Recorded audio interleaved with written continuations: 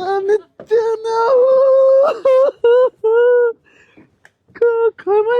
है भाई साहब, इंडिया में स्वागत है। इजराइल जाकर कैसा लगा आपको? क्या हुआ सब ठीक है? खेमई चाचा के जानने के बाद उसने कहा है कि जो मुर्दे भारत के अंदर रो रहे हैं वो सारे गद्दार हैं मादरचोद। उसका रीजन ये है कि ये वो हैं जब मुंबई में अटैक हुआ उसमें भी ईरान का हाथ था।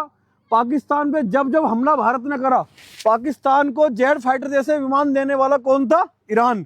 तो ये वो गद्दार कौम है जिन्होंने एक बार ये साबित कर दिया इस देश के अंदर कि एक चाचा के मरने से पूरे भारत के अंदर जिन्होंने मातम मनाया है। और जिस प्रकार से योगी सरकार ने, योगी की पुलिस ने, महाराज जी की पुलिस ने जो इनकी गांड पे लट्ठे बजाया लखनऊ के अंदर, बहुत अच्छा काम करा है। और मैं कहना चाहता हूँ कि पूरे देश के अंदर जहां जहां इनका मातम बने इसी प्रकार से इनके पिछवाड़े पे लाठी तोड़ी जाए, क्योंकि ये भारत है, ये कोई ईरान और पाकिस्तान नहीं है। अगर तुम्हें इनका दर्द इतना झलकता है तो मादर चौदह अपने बोरी बिस्तर पैक करो और जिस देश से प्यार है वहां जाओ, क्योंकि इस देश के अंदर रहोगे तो इस देश के अंदर, इस देश का खाओगे, इस देश के अंदर रहोगे तो इस देश की ही साथ चलना पड़ेगा। जहां एक तरफा जो हमारा भारत है वो स्टैंड कर रहा है इजराइल को, और ये निकम्मे ये किसके लिए रो रहा है? ईरान के लिए।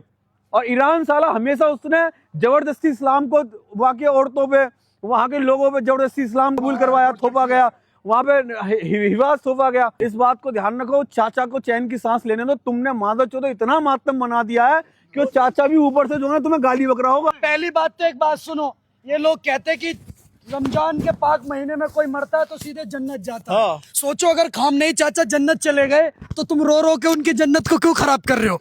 तुम सेलिब्रेट करोगे खामनेई चाचा जन्नत चले गए, वो 72 हूरों के पास बैठे हुए हैं, इस बात को समझो। दूसरी चीज, जो मरा है वो कोई साधु संत आदमी नहीं था, उसने 38,000 ईरान की बहन बेटियों को मारने का काम करा। वो लड़कियां थी जो बुरखा नहीं पहन रही थी। सोचो वहां के लोग ईरान के अंदर कह रहे हैं I love you Trump, thank you Trump, thank you Israel, और यहाँ पर ये विधवा विलाप कर रहे हैं जैसे इनका अब्बा मर गया हो।